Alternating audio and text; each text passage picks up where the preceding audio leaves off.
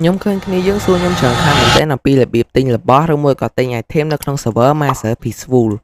អូខេអញ្ចឹងរបៀបទិញហ្នឹងគឺវាអត់មានអីពិបាកទេគឺវាស្រួលខ្លាំងមែនទែន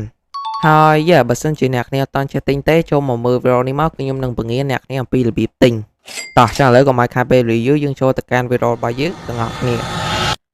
អូខេអញ្ចឹងរបៀបទិញហ្នឹងគឺវាអត់មានអីពិបាកទេបើសិនជាអ្នកគ្នាចេះទិញនៅលើ Eco គឺនៅលើនេះក៏អ្នកគ្នាចេះទិញដែរប៉ុន្តែវាខុសគ្នាត្រង់មួយគឺនៅលើនេះវាអត់មាន shop ទេចាឥឡូវខ្ញុំឧទាហរណ៍ឲ្យអ្នកគ្នាមើលបើសិនជាអ្នកគ្នាលេងនៅលើ Eco អ្នកគ្នាចង់ទិញគឺអ្នកគ្នាអាចទិញបានពីរវិធីទី1គឺ /shop មក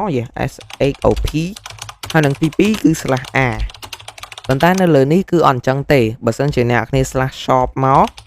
គឺវាអត់មានទេយើងចុច enter ក៏វាអត់មានដូចគ្នាប៉ុន្តែបើសិនជាអ្នកគ្នា /a គឺវាមានអញ្ចឹងមានន័យថានៅលើ Peaceful នេះគឺអត់មាន shop ទេគឺវាមានតែ a ហើយ a ហ្នឹងផងដែរគឺជាកន្លែងដែល player លក់របស់អញ្ចឹងទៅហើយបើសិនជាអ្នកគ្នាអត់ចេះលក់អាចទៅមើលវីដេអូរបស់ខ្ញុំមុនបាន